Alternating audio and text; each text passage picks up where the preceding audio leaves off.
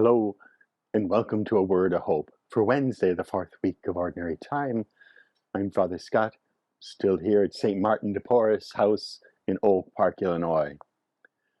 Well, this week we're going along the story of David from 2 Samuel, and David keeps sinning in creative ways.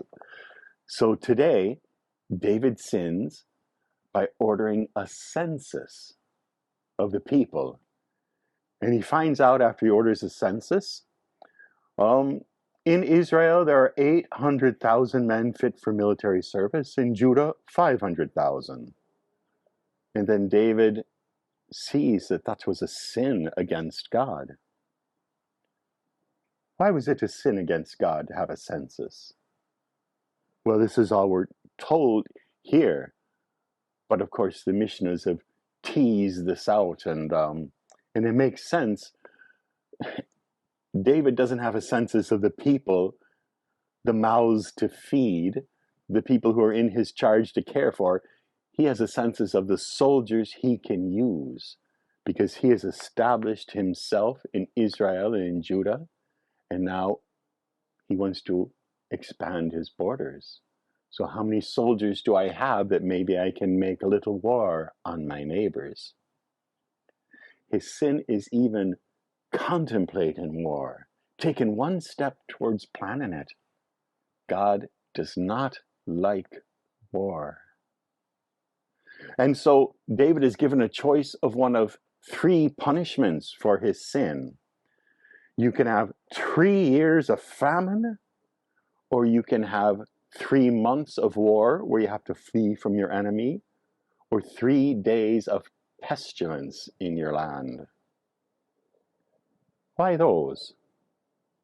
Well, of course, because famine, war, and pestilence always follow upon planning for war and having wars. David picks pestilence, but I think the important thing for us to see is that you get them all if you plot war. They all come along with it. So what does that say to us in our life? We live in a time of war. In the Gaza Strip, in Ukraine, in Myanmar. We need to quit contemplating war as a way to get what we want. We need to elect politicians who seek ways to end wars, not expand wars. Wars only bring pestilence, famine, and more war. Paul VI said, "War never again." It's still with us. Do we believe in that gospel value of war never again?